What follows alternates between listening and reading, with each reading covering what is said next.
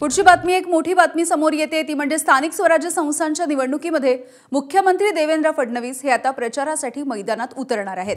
पंचायत समिती आणि नगर परिषदांच्या निवडणुकांसाठी मुख्यमंत्री हे प्रचार दौरा करतील।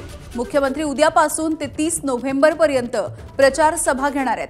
नगर परिषदा आणि नगर पंचायतीसाठी दररोज सरासरी मुख्यमंत्र्यांच्या 3 प्रचार सभा होणार आहेत।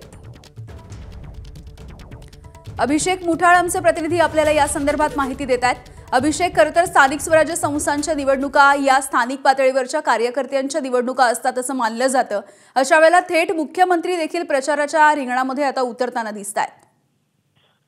नक्कीच एकूणच स्थानिक स्वराज्य संस्थांच्या निवडणुकीसाठी थेट मुख्यमंत्री हे आपल्याला प्रचार सभांमध्ये दिसणार आहेत। प्रामुख्याने जर का पाहायचं तर अनेक ठिकाणी हे महायुतीच्या ऐवजी भाजप हे स्वबळाचा नारा आपल्याला देताना पाहायला मिळते आणि अशा परिस्थितीमध्ये नेमकं मुख्यमंत्री या प्रचार सभांदरम्यान काय भाष्य करतात हे बघणं देखील महत्त्वाचं असणार आहे। कारण आताच काल आपण मोठ्या प्रमाणात नाराजी नाट्य होताना पाहिलेलं आहे आणि अशा परिस्थितीमध्ये एकूणच पक्षप्रवेश असेल किंवा मग काही आश्वासनं असतील, मुख्यमंत्री हे स्वबळाचा नारा देत असतानाच मुख्यमंत्री काही भाष्य करतात का हे बघणं महत्त्वाचं असणार आहे।